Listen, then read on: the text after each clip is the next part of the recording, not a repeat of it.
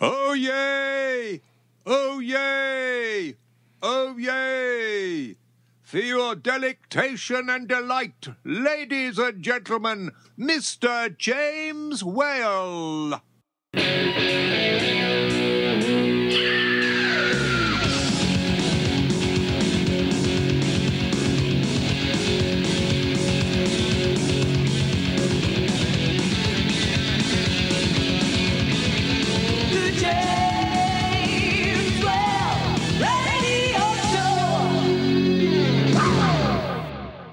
Yeah, well, funnily enough, Robbo, the reason I was interviewing a town crier the other day, and he said he thought that I had the potential to be one.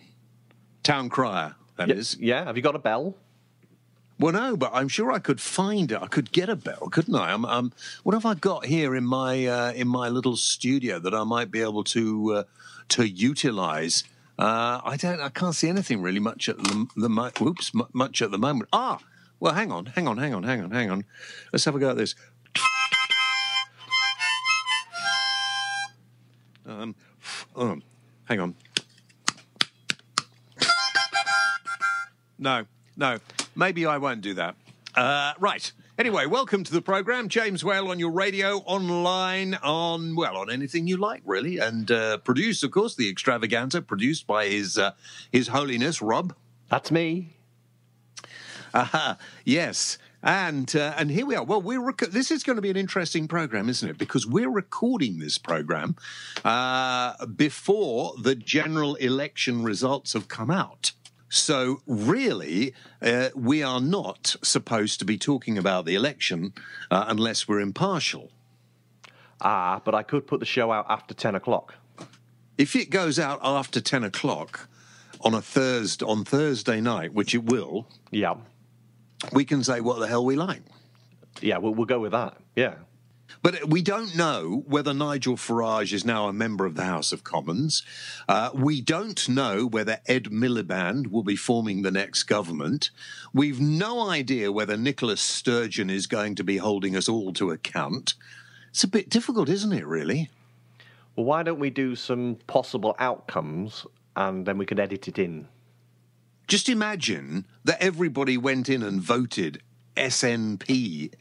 And people in England and Wales didn't realise they couldn't vote for SNP, and suddenly Nicola Sturgeon becomes Prime Minister. We got to be impartial? Oh, no. Oh, dear. That's not good. It's also not possible. Oh, that's all right, then. You know, but still, never mind. Who did you vote for? Can I say? Yeah, I don't care. Is it legal to say? Yeah, if it goes out after 10 o'clock on Thursday, the 7th of May, yeah. I'm not going to say, actually, because I don't think it'd be fair, but I voted tactically. I didn't vote for the party I wanted. Yeah. You voted tactically? Yes. Yeah. I'll tell you who I voted for. Actually, I won't tell you the party. You can all wonder. And I have never voted for the same political party twice in an election. And this time, and I've been round them a couple of times, this time I voted for the first person that knocked on my door. That's a good one. The only one that ever came to see me, I didn't vote for them, even though I wanted to. That is appalling. That is appalling. It seems to me, I've no idea. Sneakingly, I hope there was a massive result for one or the other parties. I'm hoping it's not just kind of left in limbo. Yeah, I live in Wales, so I've got no choice. I know you live in Wales, and that, we'll try and move you out. As soon as we make some more money from this programme, we'll try and move you out. Thank you. It's lovely in Wales. I'm enjoying my time here. Yeah. But as soon as you've done your time, you'll be allowed back into England. That's true. I have to be careful because I get real abuse from some Welsh people. My mother was Welsh, born in the valleys of South Wales, born in a little town called Rumney. And so, although I was born in London, I still, if I feel I want to wind somebody up who's very sort of London centric or whatever, I tell them I'm Welsh, and then I adopt this rather strange Welsh accent. See, wow. But What? That was quite impressive. Was it? Oh, good. Right. I could do a little under milk wood if you'd like. Go on then. No, I'm not going to do it because I'm not getting paid. Anyway, welcome to the James Whale Radio Show. We have got rather sad today because yesterday, again, depending on when you listen to this program, yesterday the death of Errol Brown was announced, and a little later on, I'll be talking to Phil Dale, who was Errol's manager. And Errol, who I met a couple of occasions. In fact, I think if you go to the website jameswhaleradio.co.uk, you can see Errol performing on one of my old television shows back in the 90s. In fact, I know you can. So he was a lovely man. But I'll talk to Phil about that a little later on. We've also got Louis Hoover on the program. Louis Hoover is about to embark on a world tour, singing tributes to Frank Sinatra. Did you know Frank Sinatra, if he'd been alive, he would have been 100 this year? That's quite old. It's quite old. And Louis Hoover, who may or may not be old, I don't know, I've never met him. Louis Hoover, of course, has been in the Rat Pack and various other Sinatra tributes, and we'll be talking to him later on. Now, if you're getting us through one of your radio stations, nice to have you with us. If you want to get on the show, and we're always looking for new talent to perform on the programme, aren't we? We are always, yes. And what can new talent do to get on the show? They can go to a little website called talentgb.com and register there. I think it's free, and then you get on their website, and then the people at Talent GB will put you forward. And we might get you on the programme. Yep. They produce they're the talent wranglers for James Whale Radio Show. They go around wrangling. Wrangling talent, yeah, very good indeed. And also, we said last week, if you do a blog and you would like you'd like to advertise it right here, well, get in touch with us, jameswhaleradio@gmail.com, and maybe we can do business with you as well. Now, it's been a rather sad week with the loss of Errol Brown, and we'll play a bit of Errol's music in the program today as well, and talk about that. But also, one of the things that's been really getting on my nose, on my nose? Glasses. No, on my, yes, yeah. But it's this trolling thing, and the people just being bloody disrespectful and rude to other people on social media because they think they can get away with it, whether politically motivated or just nastily motivated or not. I've no idea. And I think it's about time that people who thought that they could go and slag someone. Listen, guys, I couldn't give a I couldn't care less. You will not upset me at all. But there are people who do get really upset, get very stressed, get very depressed about it. And you know, some of the people, one person in the media, and I'm not going to mention the names because it attracts other people to do it, who's been very ill. And some people decided that it would be good just to start emailing and saying, well, I hope you die, I hope, you know, and just nasty vitriol that comes out of people, probably spotty little youths or ugly little old people who sit away in their rooms and think they can do it.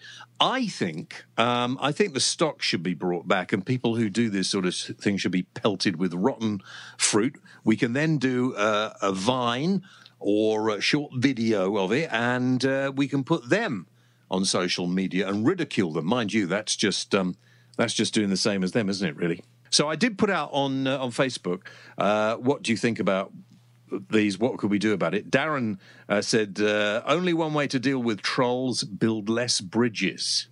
Really? Oh, I see what you mean, yeah. Phil Barron says, if you can't cope or handle insults and criticism, don't use it. Well, you see, I think that's wrong, and I'll tell you why. Because I think the insults and the criticism are fine if you can do it face-to-face, my little friend, but I imagine you can't. I imagine that if we were to find Phil... What was it? Phil Barron. I imagine if we found you, Phil, you would be one of those rather insignificant people who can't take much in the way of criticism yourself. Terry Hartley says, block them. Hey, presto, they don't exist in your online life anymore. Yeah, that's a good way. That's a way of doing it. But I want to get at these people who actually think that they have a right to insult someone because they can hide away. Now, correct me if I'm wrong, Rob, you know all about this sort of thing, but you can't really be that anonymous, can you, on Twitter or Facebook? I mean, you can be found, can't you?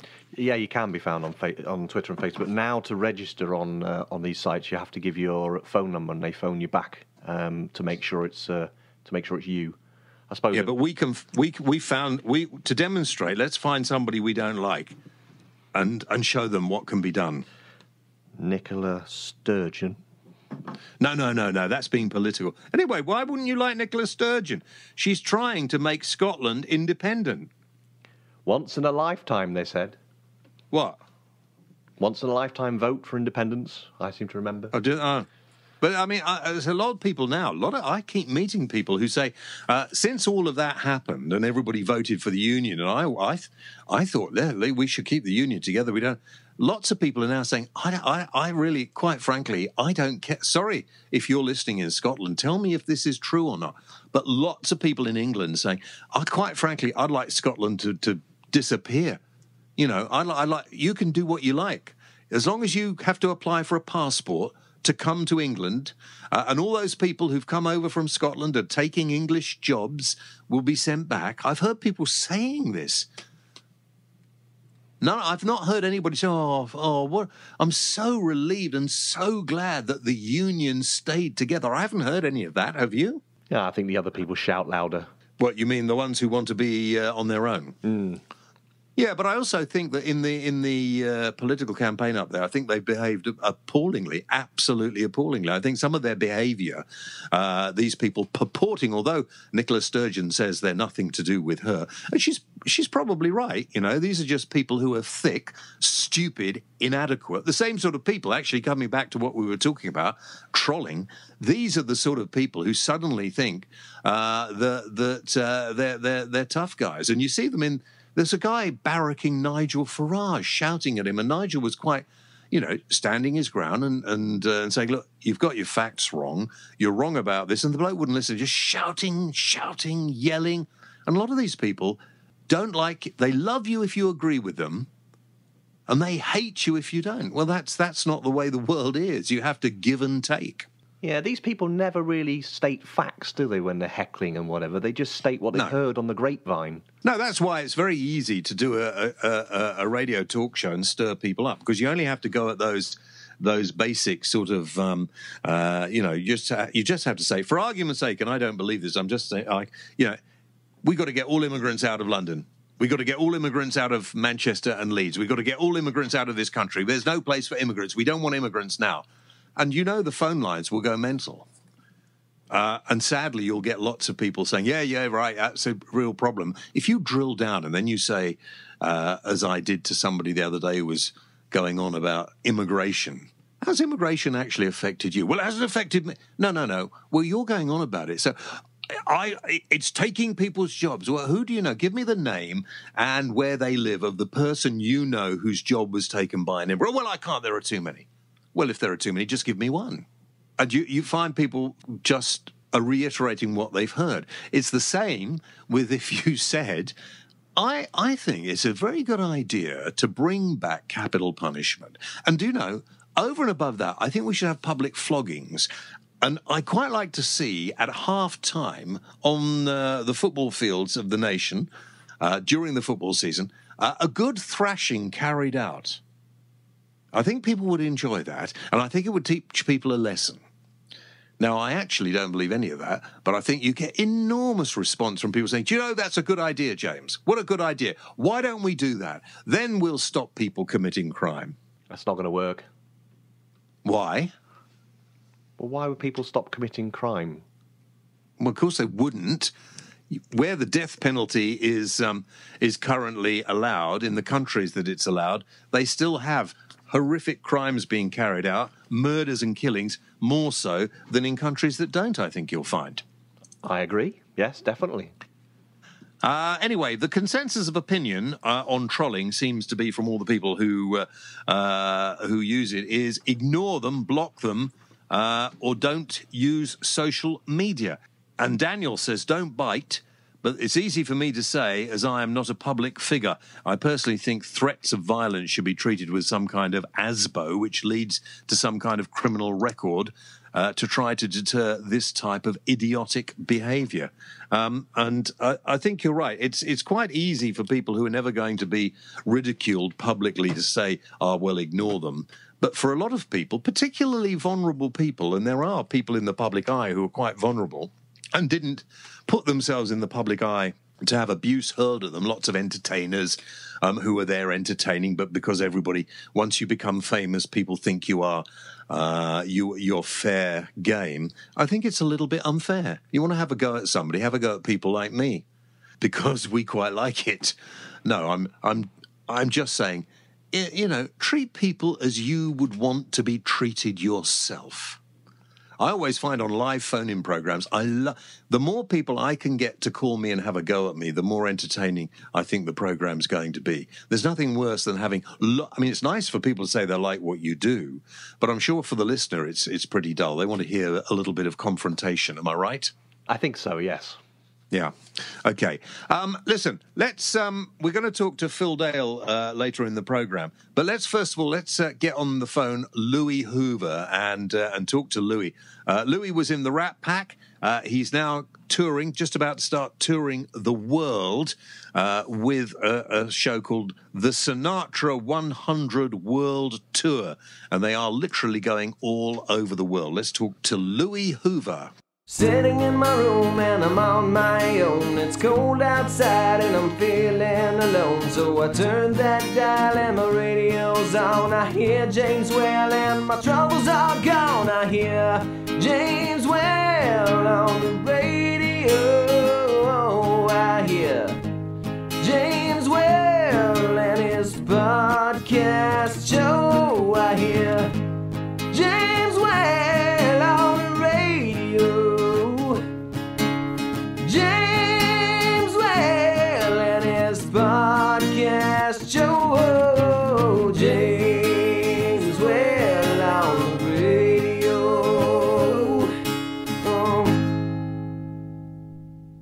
Louis, hi. Hello, James. Thanks for having me on. It's all right, mate. So, listen, Frank Sinatra would have been 100 years old if he'd still lived. Yes, indeed. Amazing, eh? Doesn't seem like that. Doesn't time fly? It means we're all getting older, my friend. That's what it means. Yes, 100 years of that legacy, that wonderful musical legacy. He's certainly been very good to me. Yeah. Now, you are the Frank Sinatra of the Rat Pack, is that right? Yes, the original Frank Sinatra in the West End Rat Pack that we put together in 1999, which, to be honest with you, James, we just had no idea that it would go on to be the sort of grassroots phenomenon that it became. It was just supposed to go out to the to the British provinces, you know, and it just sort of grew and grew, and that was it, really. It just sort of spread like wildfire. And I think what happened was we touched a public nerve, really, but we certainly didn't expect, you know, almost 18 million tickets to be sold. 18 million, that's pretty good. You filled the Royal Albert Hall as well as theatres in the West End, haven't you? Yeah, that was with the solo show. That was with the show that we're touring currently, James. Only we stuck 100 on the end of it because it's the centennial, but it's basically the same. But going to America with the show was the most amazing thing. You're actually taking back to them what they created and sort of reintroducing them to it. So it was a very, very strange but brilliant sensation. Now, how did they take to a Brit playing the part of Frank Sinatra or doing Frank Sinatra's songs? How did they take to that? Well, that's a good question because we were all quite amazed at the reaction. You know, 3,000 people a night, and it's a strange thing in America because you think, well, where are they all going to come from? And of course, to the Americans, it's nothing to drive 100, 150 miles to go to see a show. And then all of a sudden, the place is full in the evening. But when, for instance, people would come to have their merchandise signed after the show, and we'd have a chat, and someone would say, "Oh my God, you're not American. Where are you from?" And we'd say, "Well, we're all from the UK." "Oh, but you don't sound like that." I said, "Well," Mark said, "Well, no, we're acting." Well, I mean, you sounded slightly Australian to me, Louis. So, do you come? Maybe it's mid-Atlantic or mid-Pacific. Well, it took me a while to get a hang of the New York Hoboken accent, James, and I remember one critic saying it's a fantastic show, but Frank's accent sort of keeps hopping across the Atlantic and back. Now, the Sinatra 100 World Tour, you are literally going all over the world, aren't you? Yes. We're going to Brazil and Germany, the Far East, Japan. We start our beginnings at the Cliffs Pavilion in Southend, which, funnily enough, is one of my favourite venues. It's a great venue. People are there very friendly who run it. It's by the seaside. It's beautiful, and for some reason that area, they really like that kind of music. It's great. Funnily enough, Buddy Greco. You remember Buddy Greco, who is in fact one of was one of the excellent, a legend. A legend. Well, here's a little thing you may not have known. Buddy Greco lived in Southend. Well, he lived in Leigh-on-Sea for many, many years. I did know that, in fact, because he loves this country. You know, he's a big Anglophile. He loves it. He's a real pro. And I saw him one night with his wife, who's a great singer. And he just was playing the piano in a little club in London, and his wife was singing. And it was just, people were coming up and saying, do you know, who is that guy? I know that chap. And nobody could think. And somebody said, that's Buddy Greco. No, really? Well, of course, Buddy used to hang out with the guys, didn't he? He was a contemporary of theirs, Sammy Davis and Dino and Al Martino and all those guys. What's your favourite song from the show? That's very, very difficult, James, because they're all so well crafted, and I suppose because I picked them myself with my musical director, we tend to love them all. But that's the thing, that they are just so well crafted. They're almost unarguable. And the lyrics are just fabulous. And when the younger audiences come to see the shows, it's funny, James, that's the first thing they comment on. Well, fabulous words, you know, which of course is true. If people ask me what's the most important song on a populist level around the globe, you know, in any language and to any language, would of course be the anthem, I suppose, My Way. It means so much. It's such a personal song to so many millions of people worldwide. You know, you can't see the rest of the theatre, but you can certainly see the first three rows. And when the opening strains of My Way begin, you know, you can see people holding hands or, you know, slip an arm around somebody because it means that much to them. As long as they don't start singing along with you and ruin the moment, Louis. Some people might say they might improve it. Louis, give me the dates again when you're in Southend.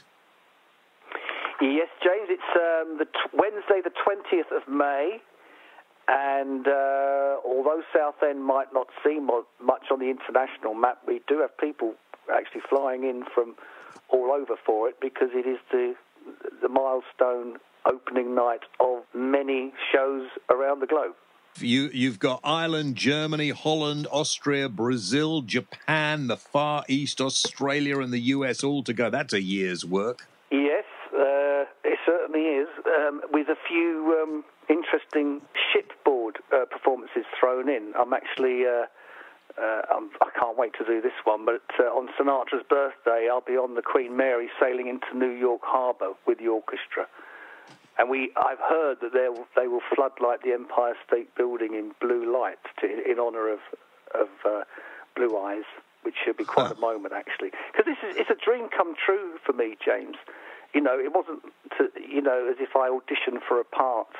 You know, the Rat Pack I was in on the creative nucleus from the beginning, and it was put to us by Flying Music. What do you think the chances would be for a show based on the Rat Pack? Buddy Holly, the musical Buddy, had just come off, James, after 19 years, and that was a good example. And if a show can last for 19 years based on the Buddy Holly catalogue, I mean, we kind of anticipated that if we got it right, that was the secret. You know, a show based on Frank and Dean Martin and Sammy thrown in, it could be good, it could be interesting, but again, we never dreamed it would be as successful as it was. Well, I'm sure it's going to be very, very successful. And if people go to your website, louishoover.co.uk, they can see you in action, can't they? Yes, if they click on video, they can. I know lots of people have come to see the show before, but I have been away quite a bit, and it'd be lovely to see them again. Louis, good to talk to you today. I wish you lots of luck, and I'm sure it'll be fabulous sailing into New York on Frank's birthday with everything lit up in blue. I'm sure it'll be an amazing experience. Not bad, I suppose, for a 15-year-old kid who used to sing in front of the mirror with his sister's hairbrush, pretending to be Sinatra. So, yes, it is a dream come true, James, without a doubt. Well, you surely did it your way. Oh, I see what you did there. Hey, Louis, that's great. Thank you very much. Thanks a lot. Bye. Bye. Bye.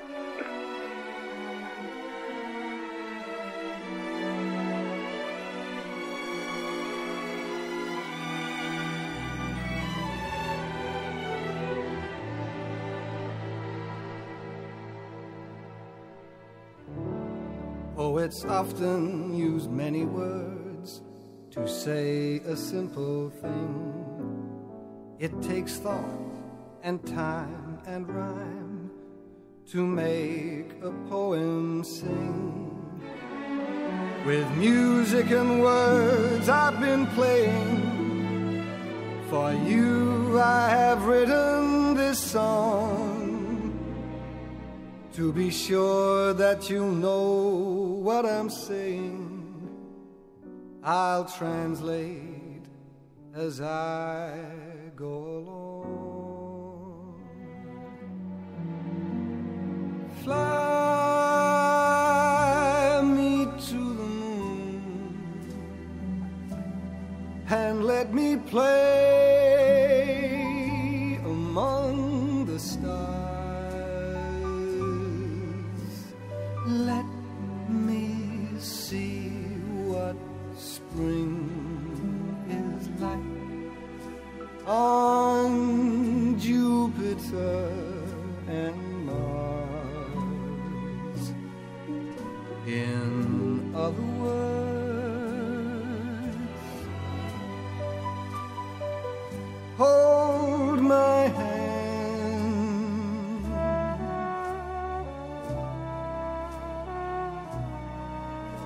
In other words, darling, kiss me.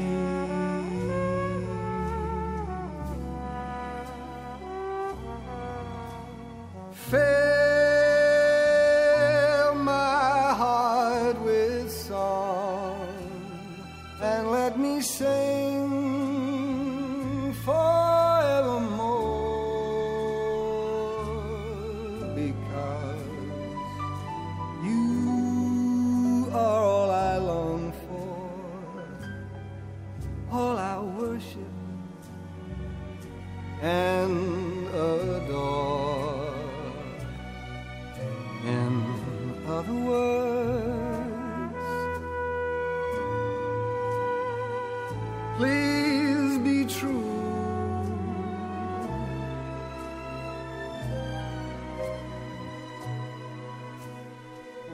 In other words, I love you.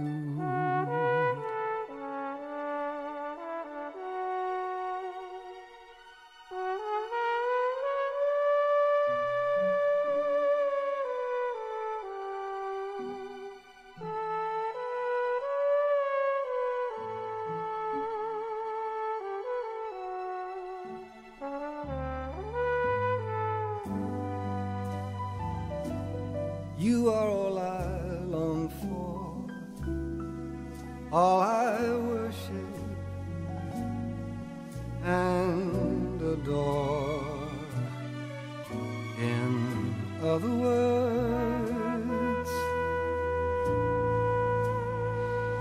please be true.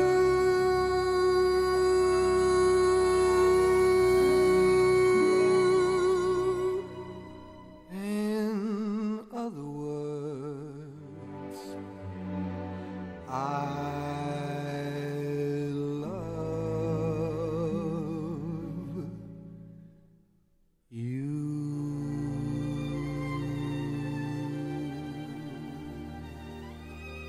Thank you, Louis. It'd be great to see. I think it'd be good to go to that, Rob. Shall I take you? Oh, please. Does that mean I can get out and go out and meet the people? Well, you can only come if they're appearing in Wales. And if you'd like to know where, other than Southend, they're appearing in Britain, then go to our website, jameswellradio.co.uk, and you can find out more there. Now, shall we move on a little bit? Yeah. Good. Shall we take a commercial break? Because if you go to our website, of course, we've got all sorts of things you can buy. Go to our shop for summer, get a James Well T-shirt. There's a very good book there, by the way, which you can get a good deal on, called Almost a Celebrity, with fabulous pictures of a very, very well-known person. Is it Nicola Sturgeon? Well, I'm not going to say anything. Just go to our website, jameswellradio.co.uk, and find out. In the meantime, shall we do Tech Talk? Oh, go on then. Tech Talk. Yeah, because people love Tech Talk so much, and they say, why does Robbo always feel reluctant to talk about tech, seeing that he's the producer and he should know about it? I don't know. I do not know. Now, is it true you want to talk about Nicola's Labs? That's very true. Actually, that is true. Yeah. I don't think it's Nicola's, though, is it? It's Nicola. Oh, sorry. I thought it said here, Nicola's Labs, and I wondered what on earth we're going to discuss. But please, carry on. Tell me. Nicola Labs have invented a new piece of technology. It's basically a case to put your mobile phone in that captures wasted energy from the radio signal that's given out by your phone and sends it back to your battery. So it charges your phone while you're using your phone. Is that possible? Yeah, up to 30%. Battery. Really? Yeah. Can you get me one to try? Well, they're not out yet, but they have got the prototypes and stuff working. Yeah, they'll be out. Yeah. soon. Well, I think we should get one of those. Okay. Well, that's good to look out for. What else are we going to talk about? One of our listeners got in touch and said, "Can we talk about EE charging people 50p to phone them to jump the queue?" Really? Yeah. This is in response to the fact that EE was the most complained about mobile phone company in the UK. So their answer is, if you want to get through to complain to us, pay us 50p. Well, I think that's a good reason not to use EE, isn't it? Well, you don't have to pay the 50p. You can stay online for 40 minutes and wait, I suppose. Yeah, well, we've all got loads of time in our lives to hang around and wait for EE for 40 minutes, haven't we? So I suppose if you're paid minimum wage, the 50p deal is quite good. I think it's disgusting, for whatever wage you're paid. Get somebody from EE on the programme next week. Let's have a chat to them. EE phone. I will do. I'll have a go. Yeah, we could. Yeah. Oh dear. It's. You wonder what happens sometimes. By the way, talking about technology, I'm driving the new Ford Focus at the moment. Yes. It does things I'm not even ready for. When things go past me too quickly or too close, it gives me a little warning. And here's another thing. At night, if you're going out at night, the headlights come on, find out where you are. When you turn a corner, then the headlights kind of light up on the side of the headlamp as well. It almost shines out of the side while you're turning round. Oh, that's quite handy. Can't believe it. There's also a little warning comes up and warns you that you're tired and should get a cup of coffee, but I haven't worked out how they can possibly know. Snoring. I'm not snoring when I'm driving. Don't be ridiculous. Try it. Next time you drive and you're awake, put on a snoring sound and see what happens. Yeah, I will. But anyway, if you're wanting to test a new car, go and try the new Ford Focus. Have a little drive of those. They're good. No, very good indeed. I'm hoping to have a little test drive in the new Ford Mustang. They're bringing out a Ford Mustang for the British market. So it's right-hand drive then? Yeah, absolutely, yes. And it'll be very nice indeed, I think. But watch this space. We'll tell you all about it. Right. What are we going to do now, by the way? Should we phone your friend Phil? Yeah, well, let's do that. And funnily enough, I happen to share the same agent as Errol Brown. Do you know, I was nodding. I know Errol hadn't been very well, but it came as a bit of a shock when we found out he died earlier in the week. And I thought Phil would be a really good chap to talk to about the life and times of Errol Brown. Just let's remind ourselves of the music that Errol was famous for.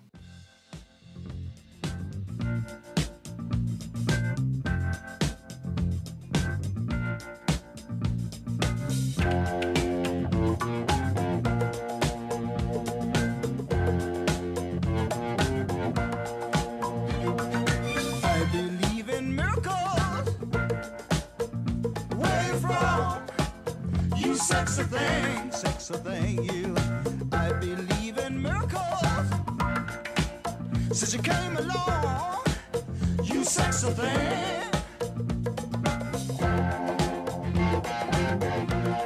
Now, Phil Dale, of course, you've been Errol's manager for quite some time. People knew he was ill, but was this expected? No, not at all.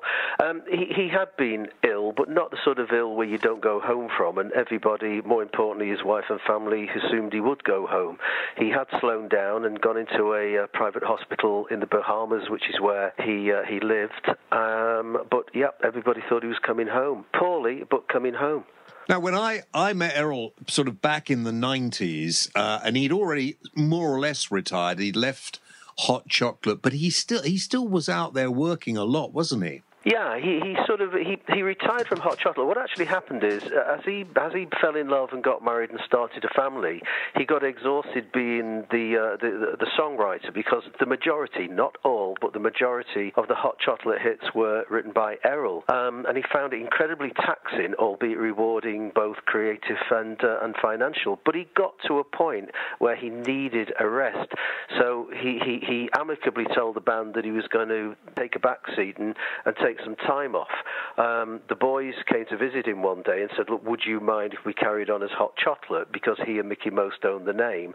And he said, no, do it, because if I go out again, I'll go out as Errol Brown. I guess about 2-3 years later, he came into my life, and he went out and started to tour as Errol Brown of Hot Chocolate, and again toured globally. I went with him to the States, to Canada, to Australia, plenty of tours in the UK, but more importantly, his songs self-generated, because for I think 15 years Hot Chocolate have the record of at least once a year having been in the top 10 charts of the UK charts. And again, 3 of the records were huge in the States, and as we all know, monies from the States are far greater than anywhere else globally. So the money's kept pouring in for Errol. He didn't really have to work too hard. When I met Errol, the thing I was struck about, Phil, most of all, is the fact that he was the most rock and roll star I had ever met. He was just relaxed and quiet. He was not the sort of person you expected to be in the pop industry, was he? No, never.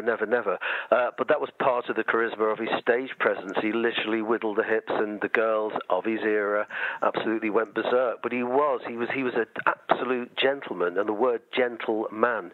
I would go in his dressing room before a huge concert. There'd be 3,500 people out there, and he'd have various music from the Beatles to classical music on.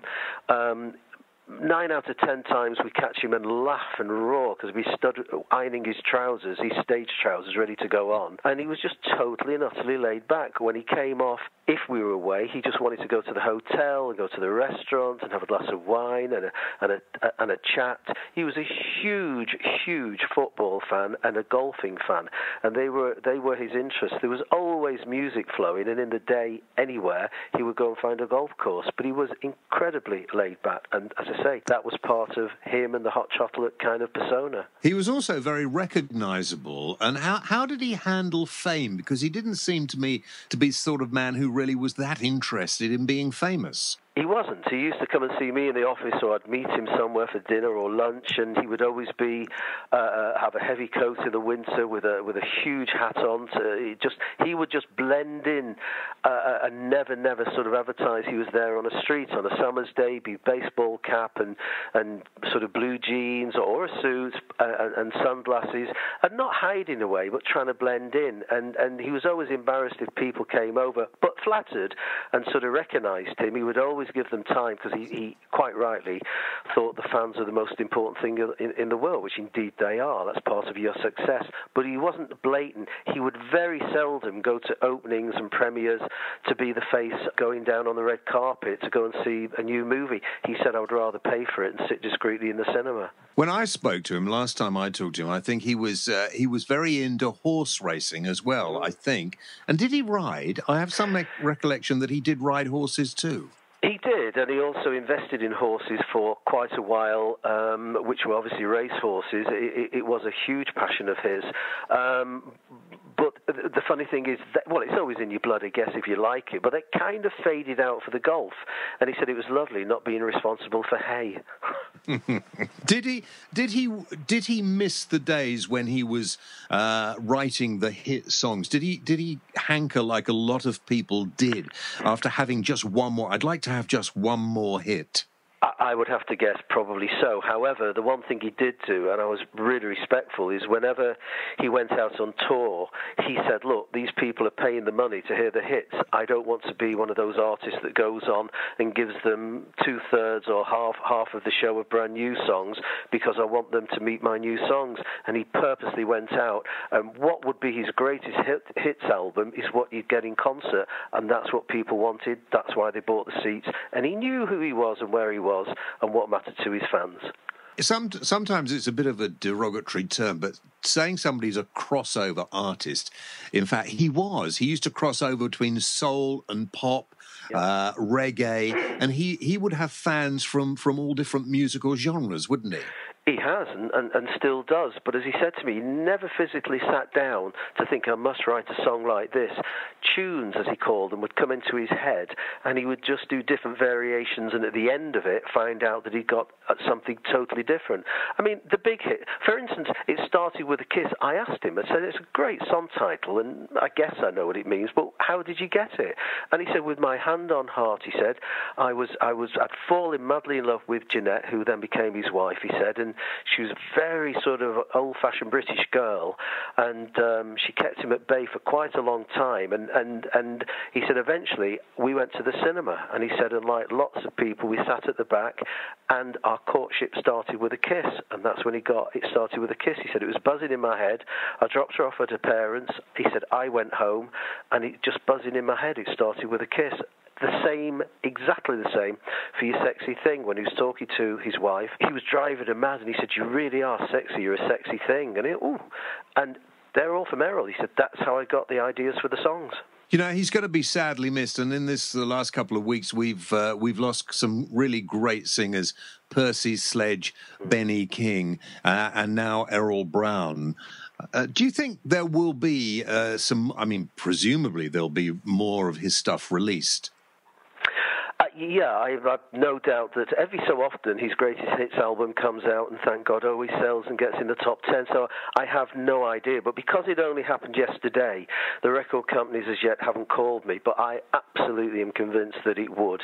I mean, even last night, because of all the hours delayed, the American radio stations, Australian, Canadian, they were all calling and emailing because, again, he had global hits, and lots of bands don't. They sort of have hits in the home country, but the ones who do obviously have got a global exposure, which Errol had. Let me tell you a story, and apologies, James, because you're not asked for it, but absolutely true. We've had to go to America, and we land in LA, and he said to me when we're on the flight, he said, I said, you've hired the car, haven't you? He said, yeah. He said, I've hired a Cadillac. I said, oh, very nice. And he sort of smiled and went, oh God, look, because he wrote a song, Heaven's on the backseat of my Cadillac. So we laughed. We got in it, picked up the keys. He was driving, and I promise you, I'm not inventing this. We took it out to drive to Santa Monica because we're staying in Santa Monica to do the business in Hollywood, which, as you know, is about an hour away. He turned the radio on, put it into automatic, which they all are over there. My word of honour, You Sexy Thing came on the radio straight away. We looked at each other and roared with laughter. The people in the cars at the side of us must have thought, what's the matter with them? You couldn't have planned it. Do you know, my favourite Errol Brown song was Louis Louis, and it's one you hardly ever hear. Yeah, well, again, that's because he was in the very first sort of mixed-race band, and there were very early days for that kind of thing. And Brother Louis, hence the lyrics, were really about a black and a white girl, and it was all the complications which those days in that era had. And that's, again, is why he got the idea, because before he met, obviously, all these other courtships, and he'd met a white girl, and he knew instantly that her parents weren't keen when she brought him home. And was that, I also remember back in the day some stories about some of those radio stations in Middle America wouldn't actually play that song. Absolutely true. It was banned in lots and lots, loads of them. They absolutely hated it because of exactly the words simply and purely being a black and a white girl, and it was banned in a lot of radio stations. When he first went to America, there were certain states. I mean, obviously, thank God now changed, but certain states who the white members obviously had dressing rooms back of the auditorium, and he and the other members were walked to sort of like caravans, which were in the back because they weren't supposed to get changed in the same dressing rooms. Now, obviously, he took no notice and went in the dressing rooms, but it was politely asked at more than one big auditorium, would he please get changed in the back? I hope he said no. Of course he said no. Absolutely said no. And obviously the white boys in the band said absolutely no way. So they all got changed in one huge room together, all of them. But yeah, only a few. I mean, New York and all the midtown western places were terrific. It was just a little bit of the real deep south. But obviously, long time gone. But he just had a few of the last knockings of that, hence the record also being banned off radio stations. It's a sad time, Phil, because he's one of those people I would really like to have met again. In fact, I would love to have gone to see him perform one more time. Yeah, well, I can only absolutely agree with you, James. And it's funny, obviously, I've been there lots and lots and lots of times. But again, I would love to be there. I'd love to go with you and sit there because it is just it's exactly like, as I said earlier, playing his greatest hits album, except he's there delivering it. And it's such a buzz and an atmosphere. And he takes you on a journey through all his songs. And it just absolutely was magical. Phil, that's great. Thank you very much indeed. Bye, Phil. It started with a kiss, the back row of the classroom. How could I resist the aroma of your perfume? You and I were inseparable. It was love at first sight. You made me promise to marry you. I made you promise to be my wife. But then you were only 8 years old, and I had just about turned 9. I thought that life was always good. I thought you always would be mine. Started with a kiss. Never thought it would come to this. It started with a kiss. Never thought it would come to this. I remember every little thing, like fighting in the playground, 'cause some good-looking boy had started to hang around. That boy hurt me so bad, but I was happy 'cause you cried still. I couldn't help but notice that new distant look in your eyes. And then when you were 16 and I had just turned 17, I couldn't hold on to your love. I couldn't hold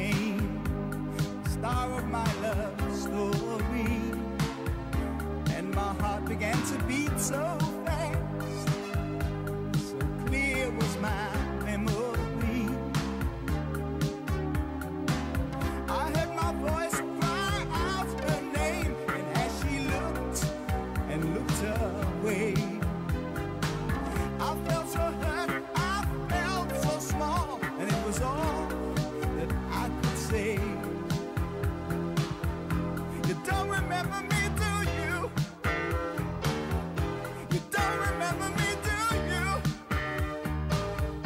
You don't remember me, do you? You don't remember me, do you? Going back to what we were talking about at the beginning of the programme, of course, we're recording this before the outcome of the election. We're actually doing it on Thursday the 7th, polling day, is when we are doing this programme. So we don't know the outcome of the election, but it's quite funny. So I put out on Facebook earlier, what do you think of the outcome, or what do you think it'll be after Thursday? So these are some of your thoughts on it. Fran Griffin says, it will be business as usual regardless. I tend to think you're probably right, because, you know, we are a country within a world and we have to all work together. David Longbottom. Yay! I thought you put him off, by the way. Yeah. What was that? That was me cheering. All right, okay. Says he thinks we will just about have a Conservative government. Anything else will be very backward. Oh, and I expect I will continue to be abused on the James and Rob Laughter Show. Now, this is the James Whale Radio Show. It doesn't move up to the James and Rob Laughter Show until it starts bringing in a bit more money. And then it might be. Jay Howard says, I'm feeling that the Labour Party will edge in. Maybe they will work with the Lib Dems. All right. John Wilding says, Labour landslide in England, Labour majority, no need to involve the SNP. You know, I wonder, everybody listening to this knows. It's interesting. Sandy says, I hope it's a UKIP-Tory coalition. These have all been very balanced. Did you balance this out when you were putting this together? I did actually balance it out, yes. I don't know why I did. Yeah. No, I don't know why. Peter Jenkins says, red Tories, blue Tories, yellow Tories, regardless of what happens, a Tory in one form or another will be in power, and the poor, sick and vulnerable will suffer. Oh, dear, Peter. You should, Peter, this is what you should do. If you don't like the political parties, mate, you should stand yourself for election. Jonathan Cooper says, unlike Mr. Ed and Mr. Cam, I can accept we're in for a coalition. What is on the table, though, is truly disturbing for the welfare of the UK. Messy times ahead. Martin Cross says, going to be a Labour by a total knockout. And the only losers will be the British voters. Fred Blackburn says, nothing will change for our good. It will only get worse. Oh, dear, oh, dear. Fred, come on, mate. Jamie Stevens says, we will be going back to the ballot boxes in October. And Kevin says, I reckon Labour will overthrow Conservatives, but in need of a coalition with the Liberal Dems. So who knows? Who knows? Incidentally, you can, by the way, go to the website. You can listen to hours of us pontificating about different sorts of things on the James Whale Show, including, and now we could say, I suppose, including quite a lengthy interview, which we did, I suppose 6 months ago, wasn't it, with Nigel Farage? When did I talk to Nigel Farage? Nigel, our new Prime Minister. It must be about... Yeah. It was about 6 months ago, but it's quite an interesting discussion because it was long before he decided to stand in this election as a candidate. Did he get in or not? I wonder. It's a bit iffy, isn't it? Yeah, it's going to be close, I think. It could be now that Nigel has actually quit politics altogether. Maybe we should do another interview with him in the near future. Yeah, he's out of all of them. He's the only one that wants to come on the show. So, yeah, we'll ask him again. Well, you know, we gave David Cameron the chance and Ed Miliband never returned my call. So, yes, to be fair. You know who we haven't spoken about? Nicola Sturgeon? No, we've spoken about her a lot. You know who we haven't spoken about? Is it the one that runs the Green Party? Yes, her. I don't know her name. No, I've forgotten it as well. And anyway, she doesn't know the answer to any questions, so we'll forget her. Right, shall we talk about questions? Should we do the questions? Do you want to read them to me? Do you think you're capable this week or not? I'll try my best. I can only do that, can't I, really? Well, yeah, I mean, yes, you can, or I can read them and you can answer them. It doesn't quite work when they're questioned for James, but... No, okay, right, well, listen, let's do the first one from John. John says, where are the 39 steps? On the staircase of 40. I was expecting the proper answer to that. What? Well, the 39 steps are actually in Whitby in Yorkshire. Okay. And they're the steps that go up to the Priory. Am I right?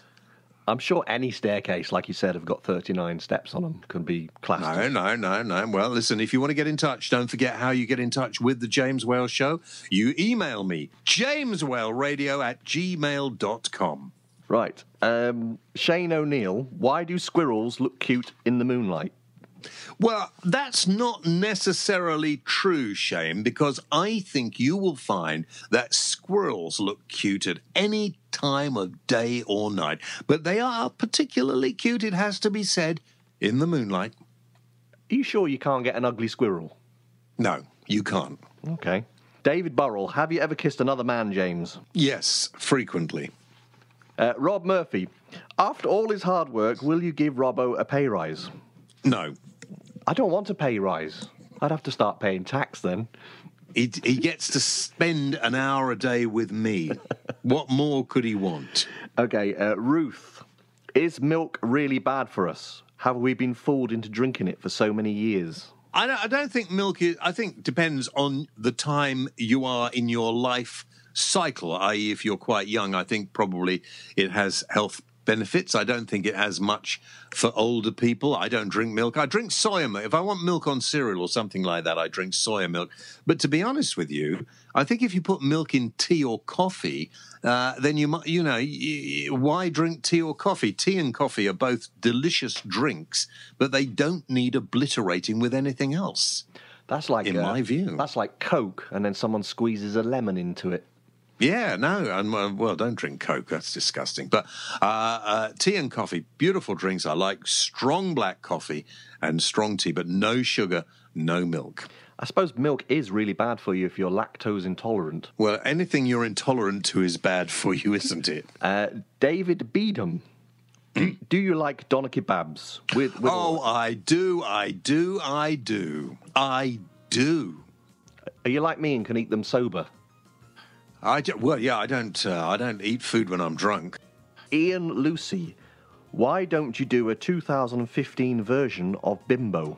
Because Bimbo was of its time, and we have moved on. There's nothing worse than trying to recreate something that you did before, which is why when people say, well, why don't you bring back your late-night TV show? Well, it wouldn't work now. And I would, some of the things we did on the television then would be very tame compared with some of the things that you can see on television now. Likewise, some of the things we did then would be considered to be absolutely appalling now. Some of the jokes, some of the comedians, some of the humor of then is just not acceptable now. Could you imagine releasing a song called Bimbo? I think that's it. I'm going now. I'm going to have a coffee. No milk. I'm going to phone Nigel Farage and congratulate him on his new job as PM. Well, I think you should. And Nicola Sturgeon as being the Home Secretary. It's a coalition between SNP and UKIP. Yeah, well, it was a weird election, but there we are. Now we have UKIP SNP coalition. We just got to make the most of it. Thanks to Phil and to Louis Hoover and to everybody else. If you want to get in touch, don't forget the website, jameswhaleradio@gmail.com. See you next time. Actually, when you think about it, maybe we should go away and learn some Scottish. Okay, the new. Yeah, that'll do. Bye.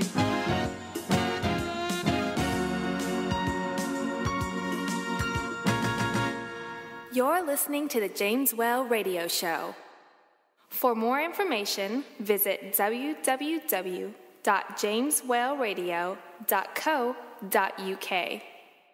Why not check us out on Facebook.com/James Whale Radio Show, or follow James on Twitter @The James Whale.